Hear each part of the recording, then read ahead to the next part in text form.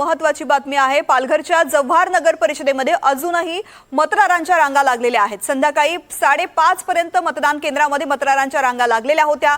मतदानाची वेळ उलटून सुद्धा मतदान केंद्रावरती मोठी गर्दी झाली। प्रभाग क्रमांक 2, 4, 5, 8 आणि 9 मध्ये अजूनही मतदान सुरू आहे। मतदारांची गर्दी पाहता खोळंबलेलं मतदान पूर्ण होण्यासाठी अंदाजे 8:30 ते 9 वाजण्याची शक्यता आहे।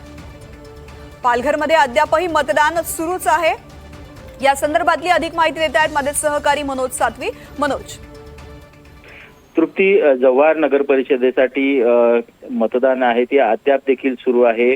प्रभाग क्रमांक 2, 4, 5, 8 आणि 9 मध्ये ही मतदार आहेत ते 5:30च्या सुमारास मोठ्या संख्येने या मतदान केंद्रावर आले आणि त्यानंतर जे मुदत होती त्या 5:30 वाजता जे मतदान केंद्राचं गेट आहे ते बंद केले आणि त्यानंतर जे मतदार आहेत त्यांना चिठ्ठ्या देण्यात आलेल्या आहेत आणि त्यानुसार आता हे जे मतदार आहेत त्यांना क्रमाक्रमाने मतदानासाठी घेतलं जात आहे।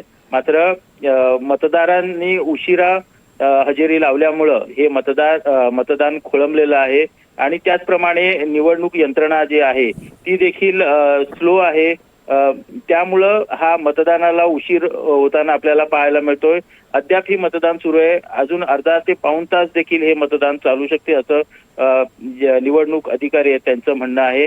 त्यामुळं हा जो खोळंबलेला मतदान आहे ते काही वेळानंतर पूर्ण होणार आहे आणि त्यानंतर ज्या मतपेट्या आहेत त्यामध्ये जव्हार नगर परिषदेच्या 20 उमेदवारांसाठी 59 जे उमेदवारी अर्ज दाखल केलेले आहेत त्यांचं जे भविष्य आहे ते मतदान पेटीमध्ये बंद होणार आहे।